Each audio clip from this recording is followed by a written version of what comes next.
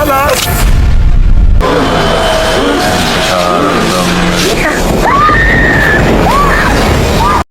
sahabat pecinta alur film semuanya, apa kabar hari ini? Berjumpa lagi di Danisa Channel. Kali ini, Mimin akan membahas tentang alur film horor India yang berjudul Pare.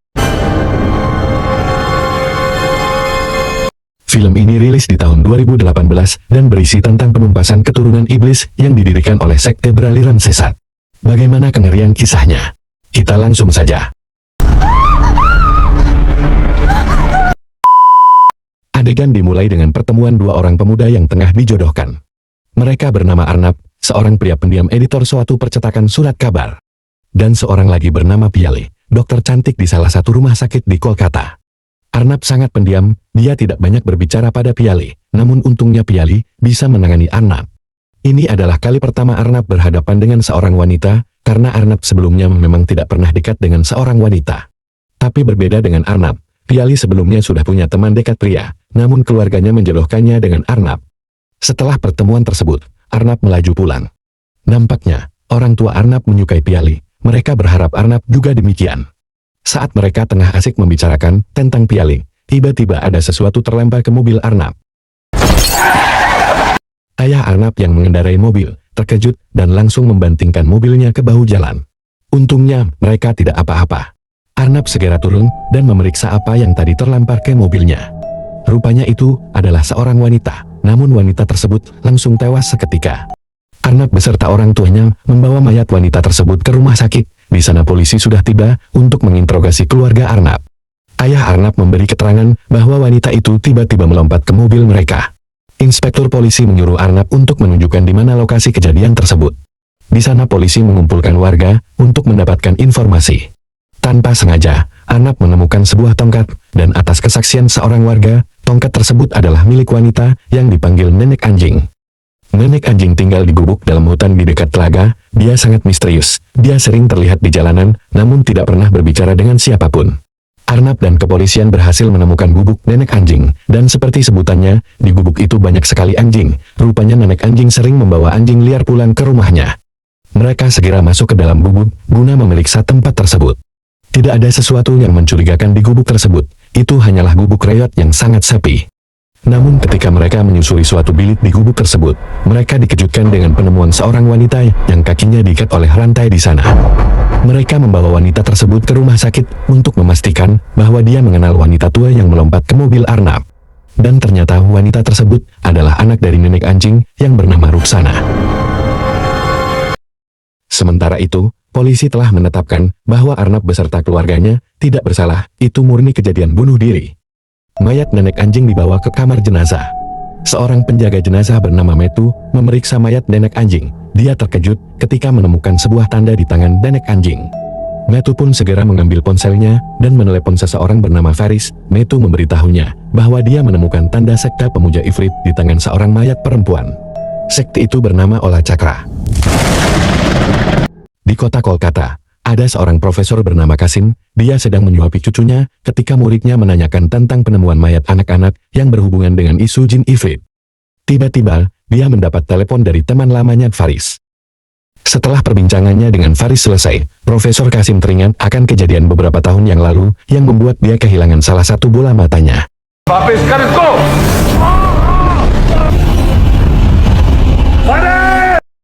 Sementara itu, Arnab dan Ruksana mengambil jenazah Nenek Anjing. Metu terus saja memperhatikan Ruksana. Dia menanyakan, apa Ruksana adalah anak dari Nenek Anjing? Arnab mengatakan iya. Di saat para wanita sedang mengafani Nenek Anjing dengan melantunkan ayat suci dan menyalakan dupa, Ruksana tiba-tiba saja menggigil ketakutan. Arnab menyuruh para wanita itu untuk berhenti. Metu tidak mengalihkan matanya sama sekali dari Ruksana. Setelah pemakaman selesai, Arnab mengantar Ruksana kembali ke gubuknya. Ruksana menyuruh Arnab segera pulang. Gubuk Ruksana tinggal beberapa langkah lagi, namun perjalanannya berhenti karena dia mendengar suara ibunya memanggilnya. Namun ketika didekati, betapa terkejutnya Ruksana. Hari berganti, Arnab mendapat telepon dari Piali. Dia meminta Arnab untuk menemuinya sore ini. Piali ingin membicarakan sesuatu kepada Arnab sebelum mereka benar-benar menyetujui rencana perjodohan mereka. Setelah mereka bertemu, Piali berterus terang bahwa sebelumnya dia pernah mempunyai seorang kekasih. Namun sebelum Piali selesai bercerita, mereka terganggu dengan kedatangan seorang anak kecil. Dan tanpa mendengarkan Piali selesai bercerita, Arnab mengatakan bahwa dia akan tetap menikahi Piali dan tak mempermasalahkan hubungan asmara Piali sebelumnya.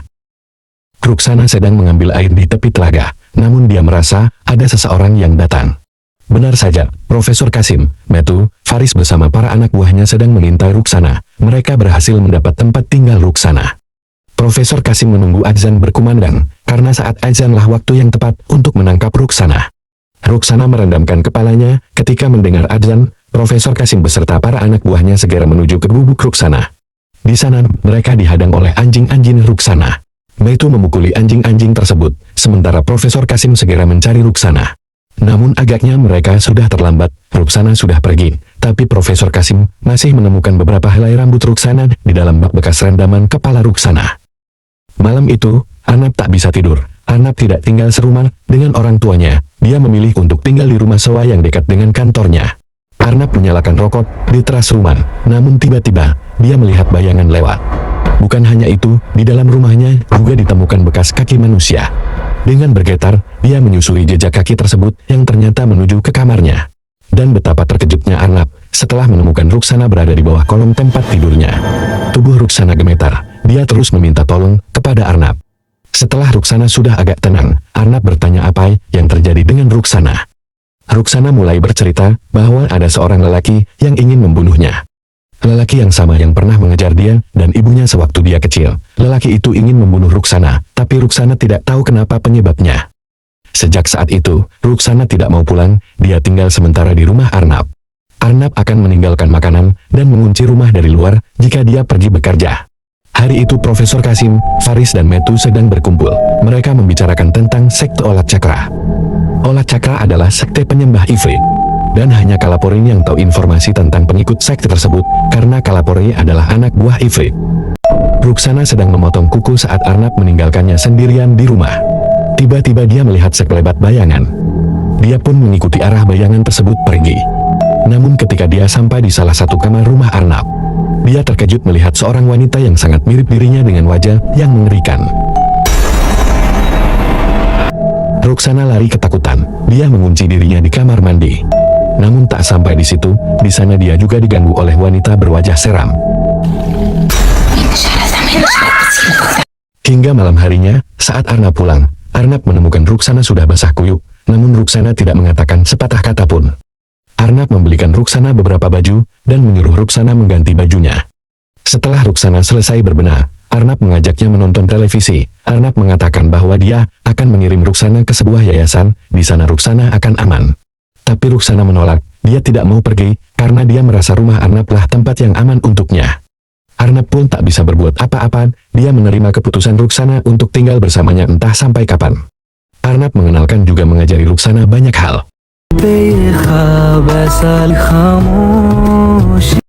Hingga pada akhirnya, saat Arnab pergi bekerja, Ruksana menonton drama romantis yang ada di televisi. Dia pun mempraktekkan apa yang dia lihat. I love. Namun tiba-tiba Ruksana mengalami sakit perut yang begitu hebat. Arnab datang dan segera menolong Ruksana. Tapi Ruksana menolaknya. Dia malah mengunci diri di dalam kamar tidur, dan mengatakan bahwa ini biasa terjadi padanya sebulan sekali. Arnab pikir Ruksana sedang datang bulan. Tapi lebih dari itu, saat Arnab tertidur, dia diam Ruksana melompat dari jendela rumah. Dia mendekati seekor anjing, kemudian menggigitnya. Keesokan paginya, Arnab beserta warga sekitar menemukan mayat anjing itu dalam kondisi mengenaskan. Mereka mengira anjing tersebut mati karena digigit hewan beracun. Profesor Kasim beserta pengikutnya sedang berada di markas selama mereka. Mereka mempunyai satu tawanan pengikut sekte Olat Cakra yang tertinggal. Namun tawanan tersebut berubah menjadi Kalapori, yaitu setan pengikut jin Ifrit. Profesor memberikan rambut Ruksana yang dia temukan di gubuk kala itu, dan bertanya pada Kalapori di mana wanita itu saat ini. Dengan perasaan sangat puas Kalapori menjawab bahwa wanita itu kini tinggal bersama seorang lelaki, dan mereka akan memberikan keturunan untuk pewaris sekte mereka. Profesor Kasim segera pergi mencarinya sebelum semuanya terlambat, namun Kalapori mengatakan bahwa wanita itu akan menghabisi Kasim dan para pengikutnya. Oke, sebelum kita lanjutkan, jangan lupa subscribe dan nyalakan loncengnya. Kita mulai kembali. Arnab menemukan lukisan Ruksana. Dia memuji keterampilannya. Namun tiba-tiba Piali menelepon Arnab. Setelah Arnab pergi bekerja, Ruksana sedang mendengarkan musik seorang diri di rumah. Tiba-tiba dia merasa ada yang memanggilnya. Dengan perasaan gelisah, Ruksana melihat kukunya yang mulai memanjang. Dia segera berlari ke kamar mandi untuk mencari pemotong kuku. Tapi tidak ada. Saat dia hampir putus asa, Ruksana akan menceburkan kepalanya ke dalam bak, namun ada tangan yang menarik kepala Ruksana. Di dalam air itu, dia melihat ibunya yang berteriak kesakitan. Saat Arnab sampai di rumah, dia menemukan kaki dan tangan Ruksana sudah dipenuhi darah.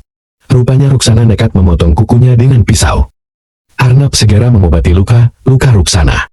Arnab meminta maaf kepada Ruksana karena dia menyembunyikan pemotong kuku. Arnab melakukan itu karena Ruksana membuang rokoknya. Namun saat Arnab tengah fokus mengobati luka Ruksana, Ruksana mengatakan bahwa dia mencintai Arnab. I love you. Ruksana mendesak Arnab karena ingin menciumnya. Dan akhirnya, mereka saling menikmati satu sama lain. Setelah kejadian itu, Arnab menjadi canggung dengan Ruksana. Dia terus memikirkannya hingga dia pergi ke kantor. Tiba-tiba di lantai bawah, Profesor Kasim bersama Metu dan Faris menemuinya. Profesor Kasim bertanya di mana Ruksana berada, namun Arnab berkilah. Profesor tahu bahwa Arnab berbohong. Dia memperingatkan Arnab untuk berhati-hati kepada Ruksana. Karena sebenarnya Ruksana bukanlah manusia, melainkan anak jin ifrit dari pengikut sekte Olat Cakra. Tapi Arnab tidak dengan mudah percaya. Dia segera memanggil petugas keamanan untuk mengusir mereka. Di malam hari, Arnab tidak segera pulang. Dia menghabiskan waktunya untuk minum-minum. Dia sangat menyesali perbuatannya kepada Ruksana. Ini adalah kali pertama Arnab menyentuh seorang wanita. Sementara Ruksana, dia menunggu kepulangan Arnab dengan merias diri. Dia ingin terlihat cantik seperti wanita pada umumnya di hadapan lelaki yang dia cintai. I love you. Saat Arnab pulang, dia merasa ada yang mengikuti. Arnab pun memergokinya. Ternyata itu adalah Metu. Mereka pun terlibat perkelahian.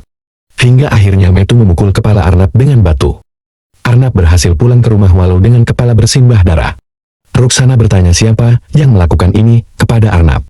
Dengan setengah sadar, Arnab mengatakan bahwa dia tidak mengerti dengan ini. Semul, apa hubungan Ruksana dengan Olat Cakra dan Ifrit? Apa selama ini Ruksana menjebaknya? Ruksana mulai tahu siapa yang melakukan ini semua. Ruksana pun membunuh Metu dengan sadisnya. Keesokan harinya, Arnab telah siuman. Namun dia menyimpan ketakutan kepada Ruksana. Tiba-tiba ponselnya berbunyi, ternyata Piali menelponnya. Tapi Ruksana merasakan ada seseorang yang datang, dia memberitahukannya kepada Arnab. Rupanya Piali sudah berada di depan pintu rumah Arnab. Arnab segera menyuruh Ruksana bersembunyi, dia tak ingin Piali tahu bahwa ada wanita di rumah Arnab. Arnab segera membukakan pintu, Piali mengeluh karena Arnab lama sekali membukakannya pintu. Piali juga terkejut dengan luka di kepala Arnab. Arnab menjawab bahwa ini hanyalah luka kecil. Saat Piali berkeliling rumah Arnab, Piali menemukan lukisan milik Ruksana. Arnab mengatakan bahwa itu adalah lukisan buatannya. Piali menyuruh Arnab duduk, dia akan mengobati luka Arnab. Arnab hanya bisa menurut. Ketika Piali telah selesai mengobati Arnab, tiba-tiba Piali mencium Arnab. Namun Arnab terkejut dengan kemunculan Ruksana. Piali pun sama terkejutnya melihat Ruksana di rumah Arnab. Piali sangat marah dan kecewa. Dia tak menyangka Arnab yang diakal baik dan polos, menyimpan seorang wanita di rumahnya. Piali pun langsung memutuskan perjodohan mereka. Arnab marah terhadap Ruksana atas apa yang terjadi. Arnab menyuruh Ruksana pergi dari rumahnya. Ruksana menjadi marah, dia langsung mencekik Arnab. Ruksana juga mengatakan bahwa dia sangat membenci Piali. Arnab berhasil melarikan diri, dia mengunci dirinya di kamar. Sementara Profesor Kasim sedang memeriksa jasad Metu. Metu terkena racun Ruksana yang sangat mematikan, hingga dia mati dengan kondisi mengenaskan. Namun dari peristiwa ini Profesor Kasim dapat menyimpulkan bahwa Ruksana lah yang mencintai Arnab dan Arnab tidak mencintai Ruksana. Sehari setelahnya, Arnab pergi untuk mencari informasi tentang Olat Cakra. Olat Cakra adalah sekte sesat penyembah jin Ifrit. Mereka bekerja dengan membawa gadis-gadis untuk dikawinkan dengan jin Ifrit. Tujuan mereka adalah untuk memperbesar organisasi pengikut mereka dan pergerakan hari kiamat.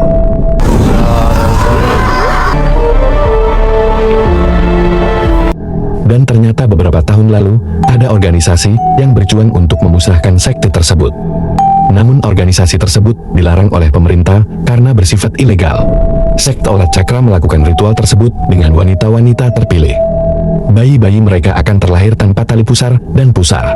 Dan bayi-bayi tersebut akan tumbuh dengan racun di tubuhnya dan harus dikeluarkan sebulan sekali agar tidak mengancam jiwa mereka sendiri. Setelah Arnab pulang, Ruksana menyambutnya dengan pelukan, namun sikap Arnab sangat dingin. Arnab kemudian bermaksud merantai kaki Ruksana. Ruksana dengan sadar membantu Arnab. Dulu ibunya juga melakukan hal ini padanya. Dan betapa terkejutnya Arnab setelah Ruksana berkata bahwa dia telah hamil. Ini adalah anak Arnab dengannya. Arnab diam membisu, dia tidak mengatakan sepatah kata pun. Dan tanpa diduga, Profesor Kasim bersama para pengikutnya datang. Ruksana sangat ketakutan, dia meminta perlindungan kepada Arnab. Tapi Arnab malah meninggalkannya. Profesor Kasim pun dengan tega langsung mengeksekusi Ruksana. Karena Ruksana adalah keturunan terakhir, dan sangat sulit untuk menangkapnya, Profesor Kasim berniat menyiksa Ruksana sebelum dia membunuhnya.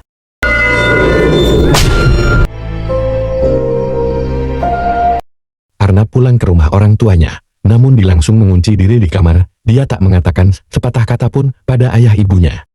Ibunya semakin khawatir karena semenjak Arnab pulang, Arnab tidak pernah keluar dari kamar. Ibu Arnab membawa Piali ke rumah agar bisa berbicara dengan Arnab. Piali yang menemukan Anba seperti itu langsung memaki Arnab. Dia menyangka Arnab depresi karena ditelah ketahuan menyimpan seorang wanita di rumahnya. Akhirnya Arnab baru mau bercerita bahwa sebenarnya Ruksana bukanlah manusia, dia adalah anak jin Ifrit. Piali sangat terkejut mendengar itu semua. Sementara Ruksana terbaring tak berdaya karena siksaan Profesor Kasim. Perut Ruksana pun cepat sekali membesar, karena memang itu adalah anak bangsa jin. Piali bertanya apakah Arnab mencintai Ruksana, namun Arnab menjawab ini lebih kepada beban moral, karena dia meninggalkan wanita yang mengandung anaknya. Piali pun melanjutkan ceritanya yang dulu sempat terpotong. Dia mengatakan bahwa dulu dia sempat hamil dengan pacarnya, namun pacarnya dengan tega meninggalkannya. Akhirnya, karena tak kuat menanggung beban kesedihan sendirian, Piali memutuskan untuk menggugurkan kandungannya. Itu membuat Piali begitu menyesal hingga sekarang. Mendengar cerita Piali, Arnab tidak tahan lagi, dia segera pergi ke tempat Ruksana. Namun setelah sampai di sana, rumah Arnab sudah berantakan. Bahkan dia menemukan Faris tewas tergantung di kamarnya. Sementara Profesor Kasim tengah tertidur, dia terkejut melihat Ruksana berbaring di sampingnya. Dengan kondisi mengenaskan, Ruksana mengintimidasi Profesor Kasim. Hingga akhirnya, Arnab pun segera menelepon Piali. Dia memberitahu Piali untuk berhati-hati karena Ruksana telah lepas. Arnab menyuruh Piali masuk ke dalam rumah dan menutup pintu serta jendela rapat-rapat. Arnab akan segera datang. Namun sudah terlambat, Ruksana telah lebih dulu masuk ke rumah Piali. Piali tidak mampu melawan kekuatan Ruksana yang lebih besar daripadanya. Hingga akhirnya, Piali berhasil mempunyai kesempatan untuk memukul kepala Ruksana dan melarikan diri ke kamar. Di tengah perjalanan, Arnab masih berusaha menelepon Piali. Dia ingin memastikan bahwa Piali baik-baik saja. Namun Piali tak mengangkat teleponnya. Piali mengintip dari dalam kamar. Dia melihat bahwa Ruksana akan segera melahirkan. Kesempatan ini dia pakai untuk membunuh Ruksana. Namun melihat Ruksana yang kesakitan, Piali berubah pikiran. Dia merasa iba dengan Ruksana. Dia pun meletakkan tongkat yang ia bawa dan memberikan bantal serta selimut untuk Ruksana dan membantunya dalam proses persalinan. Hingga akhirnya bayi Ruksana lahir. Namun bayi itu lahir dengan tali pusar dan mempunyai pusar seperti bayi pada umumnya. Dan film pun berakhir. पता नहीं कहाँ गई क्या कर रही हूँ मेरे पास नहीं है उसे के पीछे इफरत की नफरत नहीं। Terima kasih sudah menonton, jangan lupa subscribe dan nyalakan loncengnya. Dan sampai jumpa di alur film seru selanjutnya.